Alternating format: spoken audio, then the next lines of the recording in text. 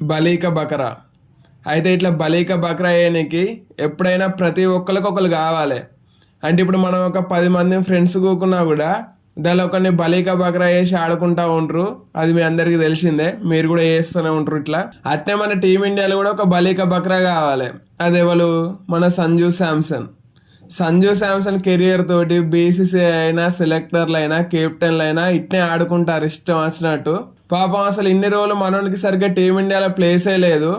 ఈ మధ్యన కొంచెం కన్సిస్టెంట్ గా T20లలో ప్లేస్ ఇస్తున్నారు. T20లలో మనోడు సూపర్ ఆడుతున్నాడు.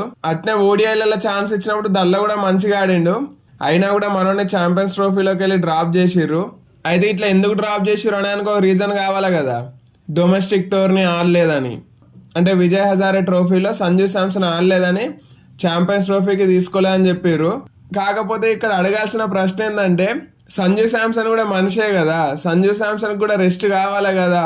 అయితే సంజు శాంసన్కి రెస్ట్ అని నేను ఎందుకు అంటున్నానంటే, మనోడు సౌత్ ఆఫ్రికా తోటి 5 T20ల సిరీస్ ఆడొచ్చిండు.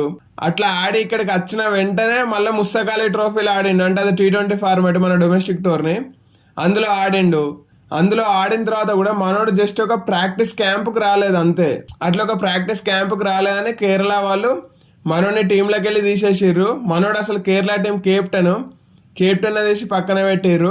అట్లా కేరళ టీంలోకి వెళ్ళి తీసి పక్కన పెట్టిన తర్వాత ఇప్పుడు నేషనల్ టీంలోకి వెళ్ళి కూడా తీసి పక్కన పెట్టేసిర్రు.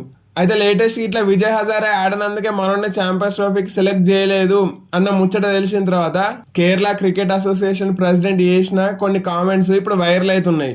మనోడు ఏమన్నాడంటే, కేరళకి ఆడినందుకే ఛాంపియన్స్ ట్రోఫీలో తీసేయలేదు అది మాకు తెలియదు.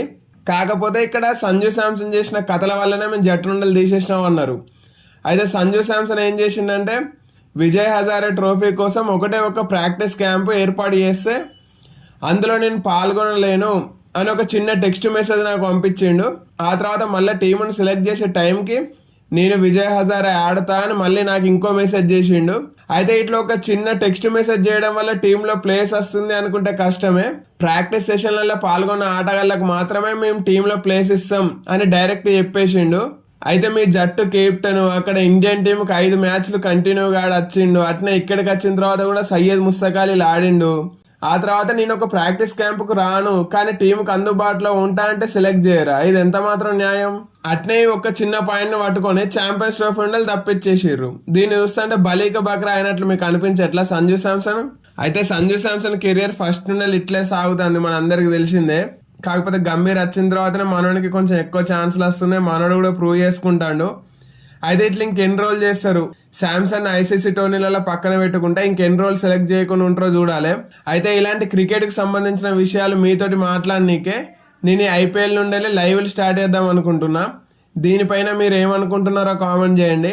అట్నే సంజు శాంసన్ నిజంగానే ఎవ్వరు కెప్టెన్ అయినా, ఎవ్వరు హెడ్ కోచ్ అయినా, అంటే గంభీర్ అయినా, లేదంటే రోహిత్ శర్మ అయినా, కోహ్లీ అయినా, అప్పుడు రవిశాస్త్రి అయినా మంచి ప్లేయర్ అంటారు.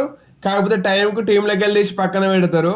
అట్నే నిజంగానే మనల్ని బలీక బక్రా చేస్తున్నారని మీరు కూడా ఫీల్ అయితే సంజు శాంసన్ యొక్క ఈ పరిస్థితికి కారణం ఎవరని మీరు అనుకుంటున్నారో కామెంట్ చేయండి.